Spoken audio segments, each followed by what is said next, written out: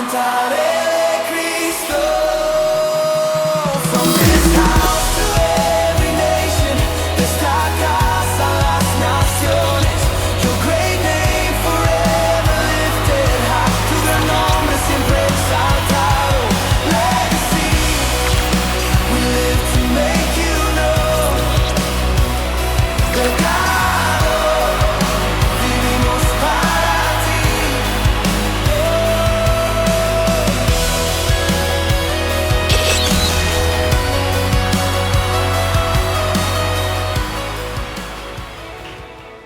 Toca 2 o 3 y dile: la sangre de Cristo tiene poder. La sangre de Cristo tiene poder.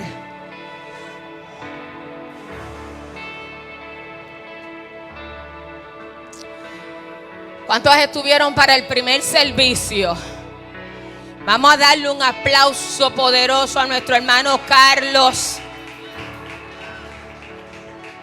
La sangre, Dios santo.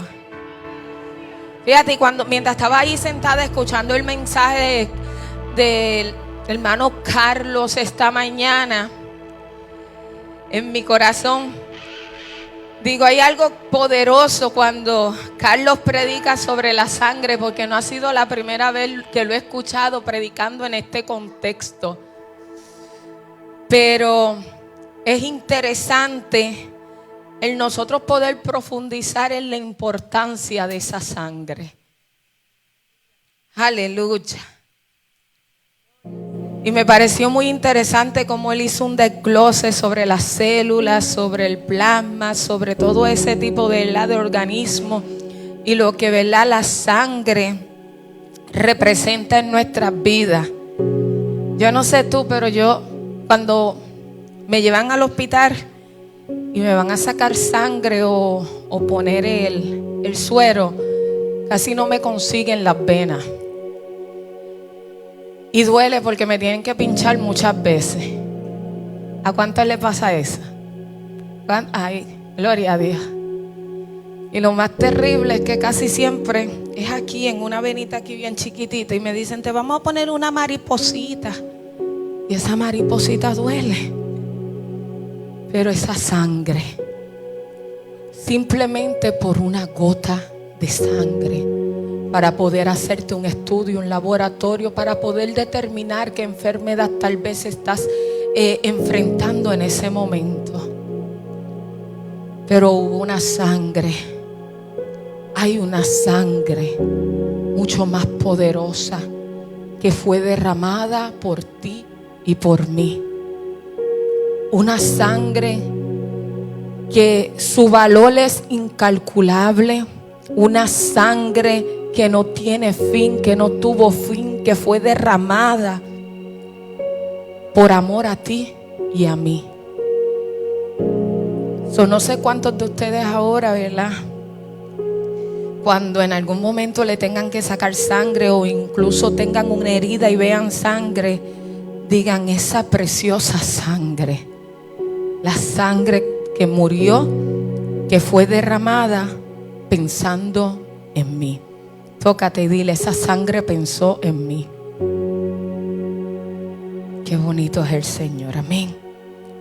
Antes de entrar en el mensaje de esta mañana, sabemos que estamos en una serie llamada Hebreos. Estamos estudiando expositivamente, profundamente lo que viene siendo el libro de Hebreos. Un libro el cual ya se ha mencionado, ¿verdad?, a través de los diferentes predicadores que hemos estado aquí, que el autor es desconocido. Los eruditos o los teólogos han dado, ¿verdad?, diferentes definiciones, quizás le han puesto autores, pero no han podido definitivamente, según, ¿verdad?, las traducciones, determinar quién fue el autor. Pero como siempre he aprendido en la palabra del Señor que si Dios no dio un autor es porque no era necesario para que nosotros tuviéramos el conocimiento por lo cual esto fue escrito para nosotros hoy día. Amén. Así que pues en esta mañana vamos entonces a continuar exponiendo lo que viene siendo el libro de Hebreos. Estamos en el capítulo 9 de Hebreos y quiero que rápidamente podamos buscar el texto bíblico base que voy a utilizar en esta mañana, aunque voy a hablar completamente del capítulo, pero pues vamos a comenzar con este versículo base para esta mañana. Amén. Estaremos en Hebreos 9:15. Hebreos 9:15. Cuando lo tengan, digan amén. Gloria a Dios. Y el que no lo tenga, pues diga aleluya. Amén. Amén. Y pues vamos a leer al nombre del Padre, del Hijo y del Espíritu Santo. Y por eso es mediador de un nuevo pacto, para que interviniendo muerte para la remisión de las transgresiones que había bajo el primer pacto, digan primer pacto, los llamados reciban la promesa de la herencia eterna. Digan herencia eterna. Amén. Gracias, Señor, por tu palabra. Ya sabemos que ha sido más que bendecida. Úsanos como canal en esta mañana para solamente, Señor, traer tu palabra y nada más que tu palabra. Amén, amén y amén. Se pueden sentar. Y como les mencioné, vamos a estar hoy hablando de Hebreos 9. Vamos a hablar, ¿verdad?, del capítulo completo en esta mañana. Pero le vamos a dar énfasis en particular en algunos versículos entre el 11 al 14 y el 22 al 28. Donde precisamente, ¿verdad?, el autor de Hebreo contrasta el sistema sacrificial levítico con la obra consumada de Cristo. ¿Cuántos saben que Levítico es un libro, ¿verdad?, del Nuevo Testamento? Gloria a Dios. ¿No? Oh, ok. Y está en la Biblia. El Levítico está en la Biblia. ¿Sí? ¿Cuántos están seguros que Levítico está en la Biblia? Es importante, ¿verdad, pastor? Porque queremos ver si ustedes verdaderamente están escudriñando, están yendo a la palabra. Pero sí, Levítico se encuentra en el Antiguo Testamento y es un libro que para los primeros lectores es un poco complicado. Habla de sacerdotes, habla de verdad, de las fiestas, de muchos temas que verdaderamente quizás si lo comienzas a leer no le vas a encontrar ningún tipo de sentido si no eres de esas personas que verdaderamente puedas llevar lo que lees a un contexto sobrenatural. Pero todo el pueblo que ha conocido su propia culpa ha buscado también la manera de cubrirla. Y sabemos que Israel, el pueblo de Israel, no fue la excepción. Durante siglos hubo un sistema completo de sacrificios, de sacerdotes y santuarios que funcionó como el corazón espiritual de la nación.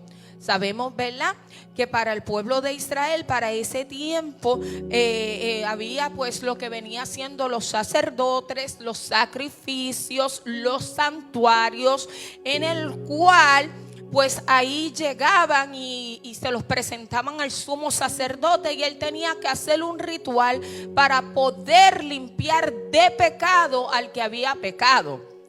Amén. Así que cada año en el día de la expiación el sumo sacerdote entraba al lugar santísimo llevando sangre de animales, repitiendo un ritual que jamás terminaba de resolver el problema que se pretendía resolver. Ve, él iba cada año con el mismo problema, sacrificaba a los animales, hacía el mismo ritual para resolver un problema que nunca se resolvía. ¿Se parece algo similar quizás a nuestras vidas?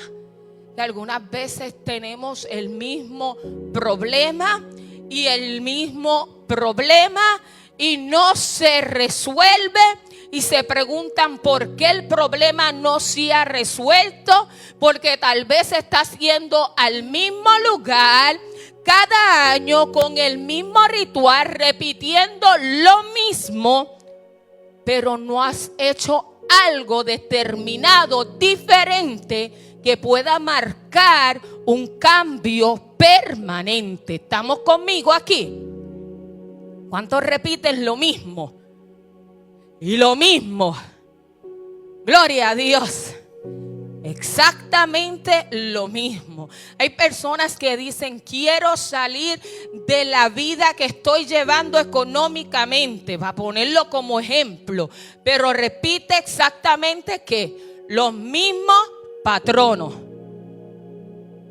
Quiero salir quizás del problema que tengo en mi casa, en mi matrimonio, pero haces lo mismo una y otra vez. Y así estaba el pueblo de Israel. Hacían repetidamente lo mismo y el problema nunca se resolvía. Por eso es que el autor de Hebreo escribe a los creyentes judíos que atravesaban la tentación de regresar a ese sistema que ya ellos conocían. Algo que sucede, que en vez de intentar y tomar, ¿verdad?, como protocolo o como principio hacer algo diferente, muchos tendemos entonces a volver a intentar exactamente lo que ya conocemos. Hay un refrán que dice: es mejor diablo conocido que diablo por conocer. Reprendemos ese refrán, porque dice la palabra que nosotros debemos de transformarnos, nosotros tenemos que proseguir, y entonces tomamos ese refrán como que mejor me quedo con lo que tengo, porque ya yo sé lo que tengo y no me doy la oportunidad de hacer un cambio y quizás, ¿verdad?, tener un reseteo en nuestras mentes para algo mejor. Amén.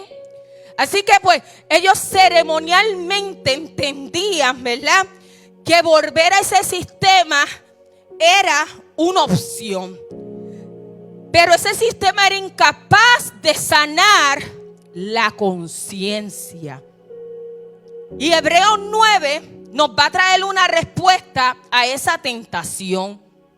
Un sacrificio superior ha llegado, uno que no necesita repetirse, porque hizo lo que ningún otro sacrificio pudo hacer jamás. Y pregúntenme en cuál. Esperen que yo siga predicando. Gloria a Dios. Así que hoy no vinimos a mirar, ¿verdad?, quizás un argumento teológico. Vinimos a examinar nuestra propia conciencia. Diga conmigo: conciencia. Vuelve y repite: conciencia. ¿Cuántos tenemos una conciencia y estamos conscientes? ¿Verdad? Y el describir que hay una sangre que habla mejor que la de Abel, mejor que la de cualquier cordero, mejor que cualquier intento humano, haya de acallar con la culpa. Gloria a Dios. Y les voy a dar el tema del mensaje que se me vio pasar. La sangre que habla mejor. Amén. ¿Qué sangre? ¿Qué sangre? ¿Y dónde está esa sangre? ¿Dónde? Dios, en Cristo Jesús. Amén. Así que hay una sombra que señalaba pero no se alcanzaba. Y en los versículos del 1 al 10 vemos, ¿verdad?, que habla sobre el ministerio del viejo pacto. Yo no lo voy a leer completo, pero ustedes, ¿verdad?, tómense la oportunidad de leer ese versículo, ¿verdad?, de Hebreos. Pero en los versículos del 1 al 10, y solamente voy a tocar el 9 en este contexto, dice Hebreos 9:9, lo cual es símbolo para el tiempo presente, según el cual se presentan ofrendas y sacrificios que no pueden hacer perfecto en cuanto a la conciencia, digan conciencia, al que practica ese culto.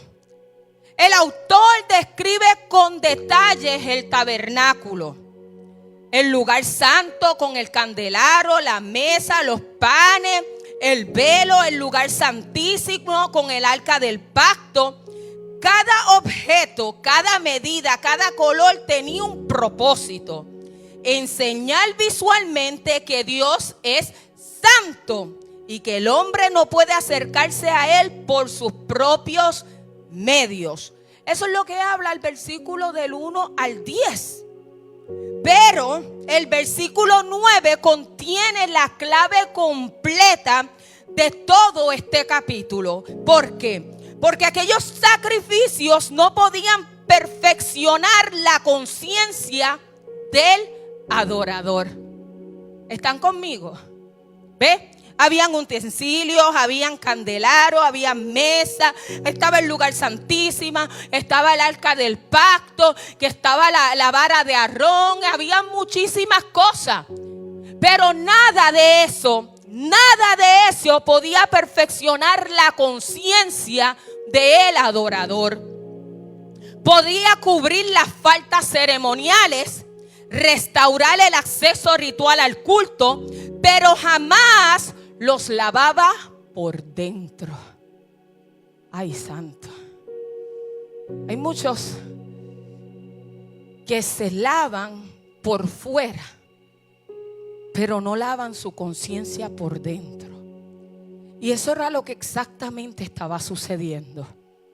Estaban lavando o estaban intentando mejorar o perfeccionar algo visible, pero no interior. Y el adorador salía del templo con el cuerpo purificado, pero con la conciencia que todavía le acusaba. Yo sé que eso no pasa aquí. Aquí todos se purifican por fuera y por dentro, pero hay que predicarlo. Gloria a Dios. Y me pareció interesante que el término griego traducido en conciencia aparece de forma prominente en hebreo.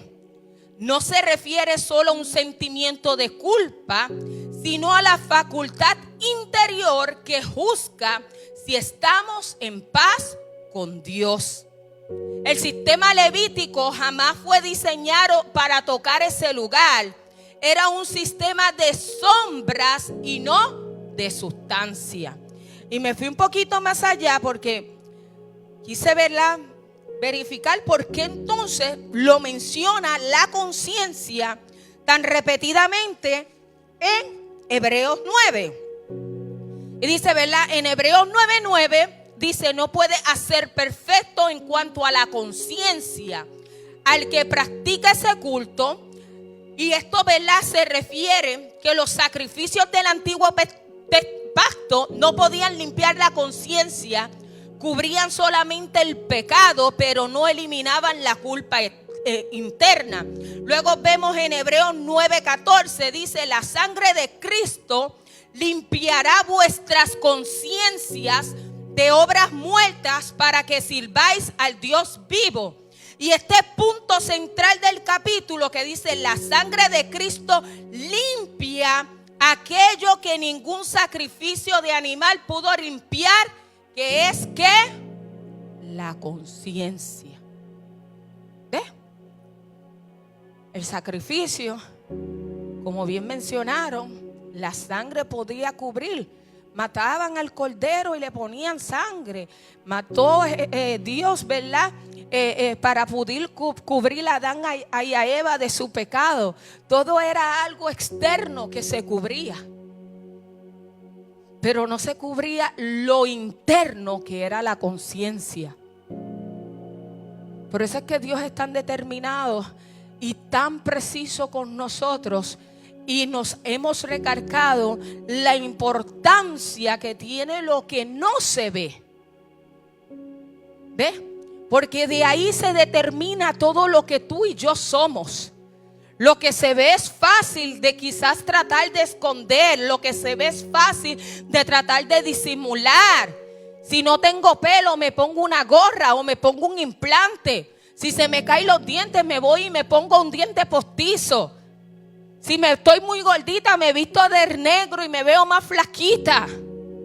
Hay una solución para todo lo externo, pero lo interno, la conciencia, lo que está dentro, lo que Dios quiere hacer, lo que Dios está haciendo.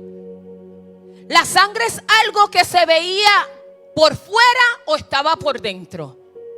Por dentro. Y es lo más valioso que fue derramado por ti y por mí. Entonces, pues hay una importancia grande y enorme en el Señor que nosotros nos escudriñemos por dentro. Y cuando es escudriñando por dentro, Dios quiere que tú mires y hables a tu conciencia. Me estoy lavando solamente por fuera, pero por dentro sigo igual.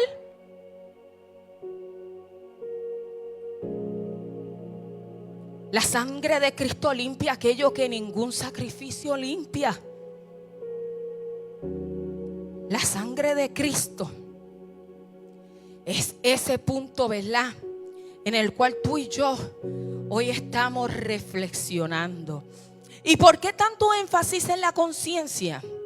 La palabra griega, como les dije, significa la percepción moral interna. La conciencia es el conocimiento de uno mismo delante de Dios.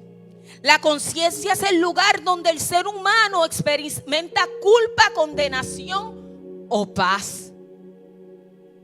Yo no puedo determinar en este momento, aunque los esté observando, si dentro de ti hay culpa. Yo no puedo determinar si dentro de ti hay paz. Yo no puedo determinar si tú te sientes condenado por algún acto que hayas cometido en algún momento. Solamente tú y tu conciencia. ¿Ve?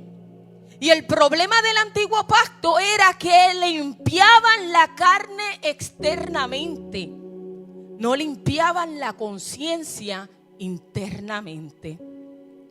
Y mira el contraste. El antiguo pacto era sangre de animal, pero el nuevo pacto con la sangre de Cristo. El antiguo pacto era limpieza de ceremonia, pero el nuevo pacto limpia el espíritu, lo de adentro. El antiguo pacto cubría el pecado, pero el nuevo pacto quita el pecado. El antiguo pacto era santuario terrenal, pero ahora con el nuevo pacto Jesús nos ofrece un santuario celestial. El antiguo pacto no perfecciona la conciencia, pero con el nuevo pacto purifica completamente la conciencia. La sangre que habla, esa sangre preciosa que fue derramada en la cruz.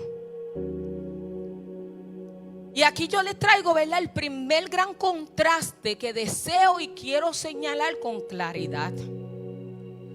Hay una diferencia, la palabra es de domingo, abismal entre religión que cubre y el evangelio que limpia.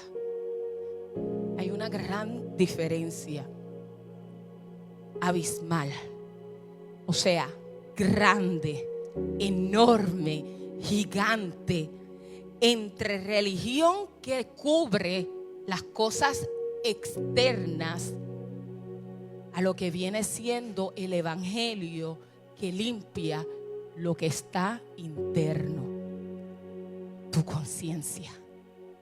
Muchos hoy, como los primeros lectores de esta carta, viven atrapados en sistemas religiosos o morales que solo manejan la culpa por fuera sin resolver por dentro. Yo vengo a hablar a tu interior, a lo que está dentro de ti, a lo que nadie, solamente tú y el Señor tienen acceso. ¿Ve? Porque por más que nosotros traigamos una palabra de parte de Dios, podamos hacer un estudio expositivo de Hebreo, de Colosenses, de Timoteo, El trabajo verdaderamente es algo que tiene que depender y la disposición tuya de que tu mente sea transformada, que tu conciencia se conecte al pacto del Señor que murió en una cruz para darte salvación. Ahí es donde viene el punto. ¿Estoy yo haciendo las cosas correctamente delante de Dios? ¿Y a dónde va esa pregunta? ¿A dónde? A tu conciencia. A tu interior. Yo no puedo decir, Génesis, tú estás haciendo las cosas correctas.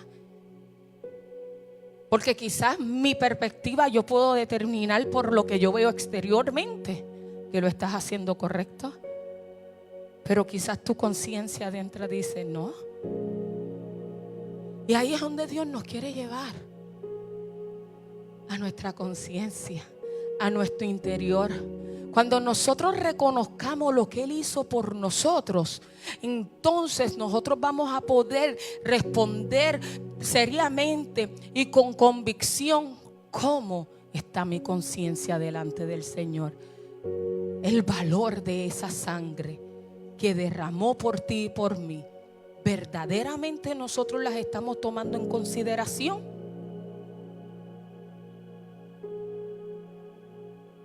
Hebreos 9, 11, 12 habla: pero estando ya presente Cristo, escucha, pero estando ya presente Cristo, pero estando ya presente Cristo, o sea, ya Él está. No es el que ha de venir, que decían los profetas, que preparó Juan el camino, pero estando ya presente Cristo, sumo sacerdote de los bienes venideros, por el más amplio y más perfecto tabernáculo, no hecho de mano, escucha, es decir, no de esta creación, entró una vez y para siempre. Tomen ese detalle. Entró una vez y para siempre. Mira el que está a tu lado. Entró una vez y para siempre en el lugar santísimo. No por sangre de macho cabrío ni de becerro, sino por su propia sangre, habiendo obtenido eterna redención. ¿Cuántas veces entró Jesucristo? ¿Y cuántas veces entraban los sacerdotes? Muchas veces. Dice que anualmente. Y entraba por todos aquellos que tenían pecado para limpiarlos. ¿Por dónde? Externamente. Pero Jesucristo entró una vez y para siempre. Y todo cambia con esa frase. Pero estando ya presente, el texto pasa del tabernáculo terrenal a uno no hecho de manos y del sacerdote humano al sacerdote definitivo. Cristo no entra al lugar santísimo terrenal, sino a la presencia del mismo Dios. Y no lo hace con sangre ajena. Escúchenme bien. Cristo no lo está haciendo con la sangre ni del cabro, ni de la vaca, ni del toro. ¿Con qué sangre Jesucristo entró? Con su propia sangre. Y esto es bien poderoso, mis hermanos. Traducido una vez y para siempre. Este término aparece repetidamente en Hebreos para describir la obra de Cristo. No sé si están anotando, pero primero lo podemos ver en Hebreos 9:12, que dice de la siguiente manera: entró una vez y para siempre en el lugar santísimo. Luego lo vemos en Hebreos 9:26 y dice de esta manera: en la consumación de los siglos se presentó una vez y para siempre por el sacrificio de sí mismo. Y luego lo vemos en Hebreos 10:10 y dice: en esa voluntad somos santificados mediante la ofrenda del cuerpo de Jesucristo, hecha una vez y para siempre. Eso se opone directamente al patrón levítico de repetición anual. La cruz no fue un sacrificio más en una larga serie. Fue el sacrificio que puso final a todo. Una vez y para siempre. El sumo sacerdote de Israel entraba temblando, sin poder quedarse, sin poder sentarse, porque su obra nunca estaba terminada. Yo me imagino el sumo sacerdote entrando por allí al lugar santísimo. Ay, Señor Jesús, aquí traigo el pecado de todo este pueblo con esta carga. Y no se podía ni siquiera sentar. ¿Tú sabes lo fuerte que es eso? Eso es como nosotros los pastores, que algunas veces estamos orando y estamos ahí cargando y orando por cada uno de nuestros hijos, de nuestros hermanos, de las personas que nos llaman: ora por mí. Nosotros con esa, entrando donde el Señor: Señor, aquí te presento a cada uno de ellos, pero con la preocupación: ¿qué más puedo hacer yo, Señor Jesús? Si tú eres el santo, si tú fuiste el que moriste por ellos, yo puedo orar por ellos, yo puedo hacer ayuno por ellos, yo puedo hacer tantas cosas por ellos, Señor. Pero si tú no entras dentro de su conciencia para que ellos puedan entender que se necesita un cambio total, radical dentro de su mente, no en la oración, no en el ayuno, dentro de su mente. Cuando tú entiendas que Jesucristo, el que murió en la cruz por ti, es el único que te puede dar la salvación, tú no llamas para que oren por ti, porque ya tú sabes que tú has sido santificado por la sangre preciosa de Cristo. Yo me imagino ese peso de esos sacerdotes entrando con todo ese pecado, matando 10 cabros, 11 becerros. Pero esa era la postura. Y está el Señor, ya dice la palabra, que ya Él no tiene que entrar, ¿verdad?, temblando. Él no entró temblando. Él entró y ahora Él está sentado a la diestra del Padre. El pastor Nelson hablaba sobre sentado el sermón pasado, sobre, ¿verdad?, los sacerdotes estaban de pie temblando, pero Jesucristo está sentado al trono del Padre. ¿Por qué? Porque esa es la obra ya consumada. Ya todo está hecho, ya todo está preparado. La sangre es la que purifica la conciencia. Hebreos 9:14 dice: cuanta más la sangre de Cristo, el cual mediante el Espíritu eterno se ofreció a sí mismo sin mancha a Dios, limpiará vuestras conciencias de obras muertas para que sirváis al Dios vivo. Y este versículo es el corazón de esta prédica, porque el autor construye un argumento de menor a mayor.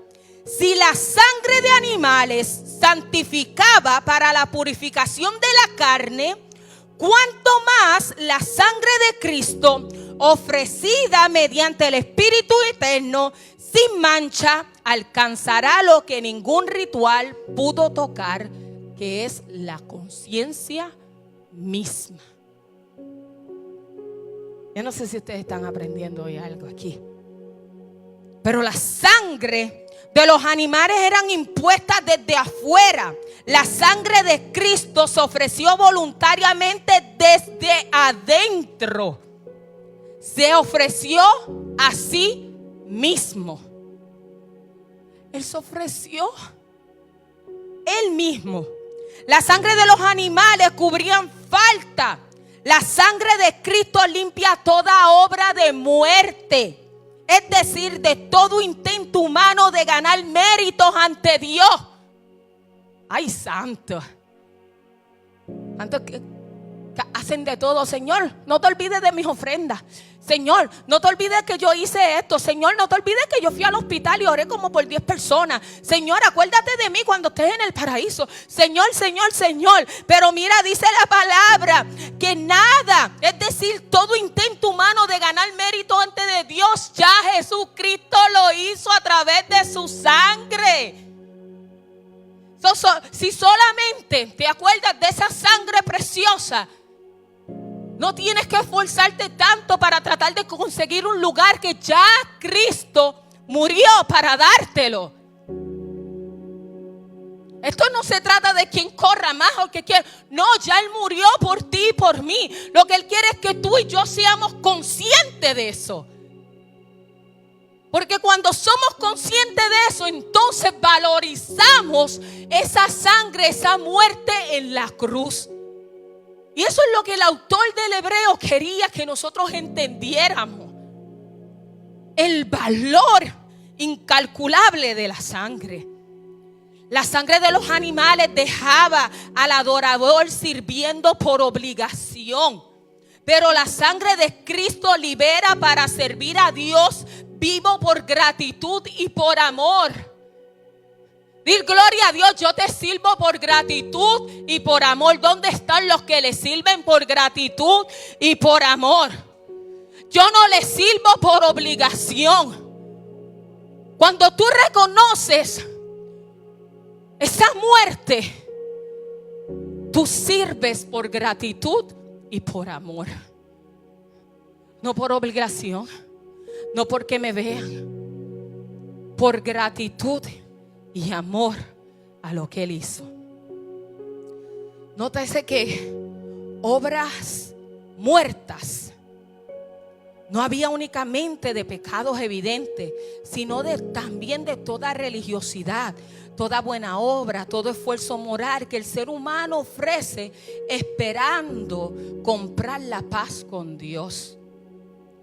Pero solo la sangre de Cristo puede limpiar tanto el pecado abierto como la autojustificación. Solo su sangre. ¿Ves? Algunas veces queremos comprar a Dios o queremos comprarle, hacer nuestros votos con Dios. Y Dios lo único que quiere es que tú y yo estemos conscientes de lo que ya Él hizo por ti y por mí. Amén. El pacto que fue sellado con la sangre de Cristo.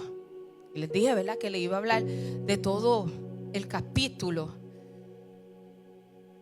Hebreos 9, 15, 16 y 22 dice: como yo compensé, y por eso es mediador de un nuevo pacto.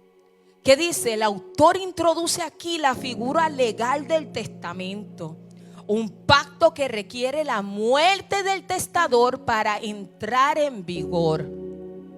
Tú sabes y yo sé que para que un testamento sea leído, tiene que haber una persona que muere. ¿Cuántos tienen testamentos ya preparados? Nadie. Nadie ha hecho su testamento. Porque aquí todos van a vivir para siempre. La gloria es de Dios. Llama, se metió Dios aquí. Cristo de la gloria. Yo tengo un testamento. Lo he cambiado 2 veces. Pero por ahí viene Delani a Irán. Si le ponen a Irán, entra en el testamento. Gloria a Dios.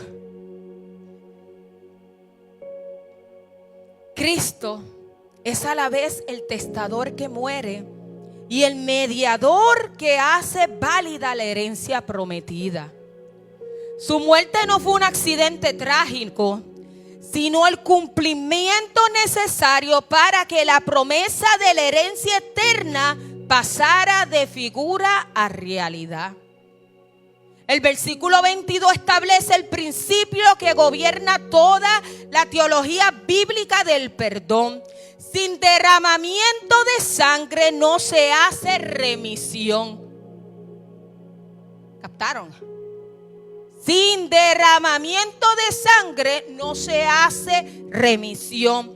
O sea que esto no es una fórmula. Es la declaración de que el pecado tiene un costo real y que ese costo se paga con vida, no con buenas intenciones. Ay, ay, ay, ay. ¿Cómo duele, ah? Eso no se paga con yo tengo buenas intenciones, pero mi conciencia no está limpia. Eso se pagó con la vida de Jesucristo. Costó sangre. Así también Cristo fue ofrecido una sola vez para llevar los pecados de muchos.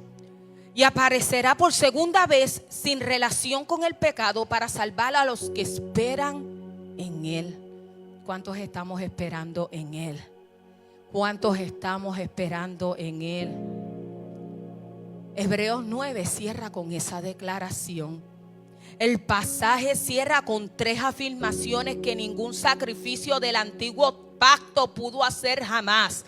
Primero, Cristo no entró a un santuario hecho de mano, figura del verdadero, sino al cielo mismo para presentarse ante Dios por vosotros.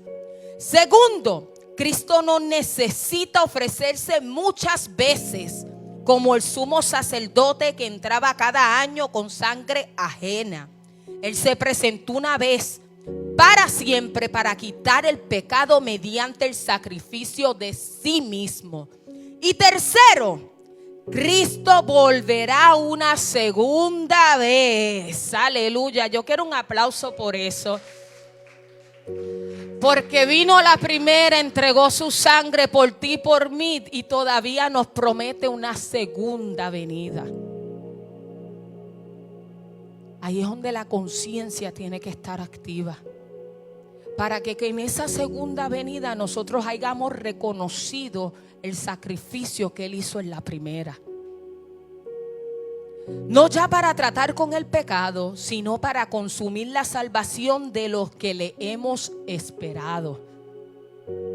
Cuando Jesucristo regrese, Él ya no viene a limpiarnos o buscar, ¿verdad?, redimir nuestros pecados. Él viene por todos aquellos que tomaron conciencia hoy de lo que Él hizo la primera vez y que le esperaron. ¿Seremos tú y yo los que nos vayamos? Que no estemos limpios solamente por fuera, sino verdaderamente en el interior. Este estuche se va a quedar. Esto se queda. Pero lo que hay adentro de nosotros, esa relación directamente con el Padre y con la sangre de Jesucristo, es lo que tenemos que procurar. El versículo 27 usa el término al hablar de que a los hombres está establecido que mueran una sola vez.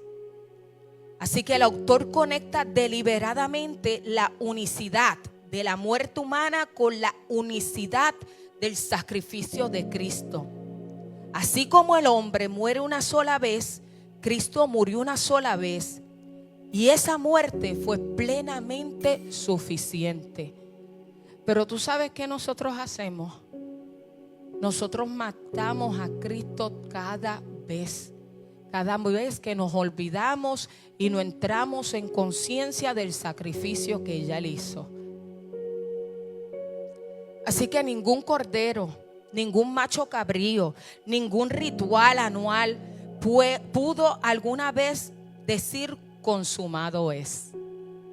Solo la sangre de Cristo tiene esa autoridad, porque solo de ella procede ese sacrificio perfecto, voluntario y eterno. Así que deja de repetir lo que ya fue determinado.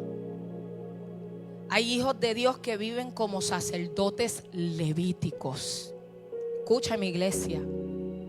Repitiendo penitencia, cargando culpas ya perdonadas, buscando sentirse dignos antes de acercarse a Dios. Si la sangre de Cristo fue suficiente una vez y para siempre, ninguna obra tuya necesita añadirse a ella. Deja que tu conciencia sea lavado, no solo tu conducta.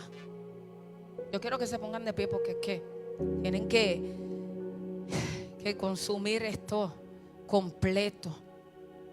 Deja que tu conciencia sea lavada, no solo tu conducta. Tú puedes cambiar tus comportamientos externos y seguir atormentado por dentro. Solo la sangre de Cristo llega al lugar donde nace la vergüenza, la acusación y el temor, y allí te traerá una paz genuina. Sirve por gratitud y no por obligación. El versículo 14 termina con un propósito: para que sirváis al Dios divino. El servicio que nosotros hacemos tiene que ser auténtico.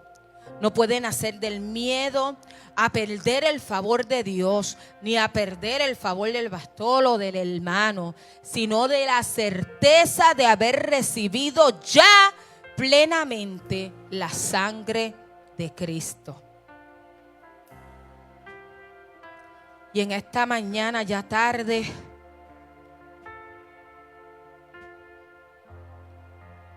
yo no sé tú, pero yo sentí la sangre del Señor por todo mi ser.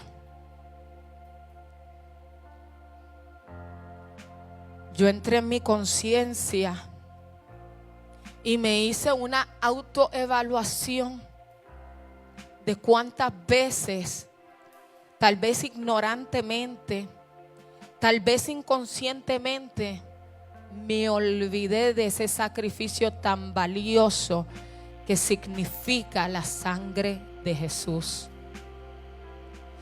Pero como nuestro Padre es tan bueno, Él nos los trae a memoria para que tú y yo no perdamos la oportunidad de reflexionar en nuestra mente y en nuestro interior de que todavía hay una oportunidad, porque Él nos está diciendo: vendré nuevamente para buscar a aquellos que esperan en mí.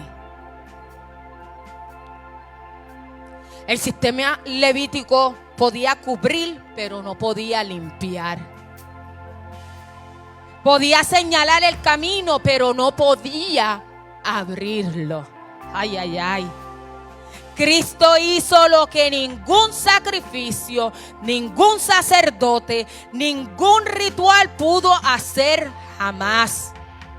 Él entró una sola vez y para siempre con su propia sangre, y obtuvo una redención eterna.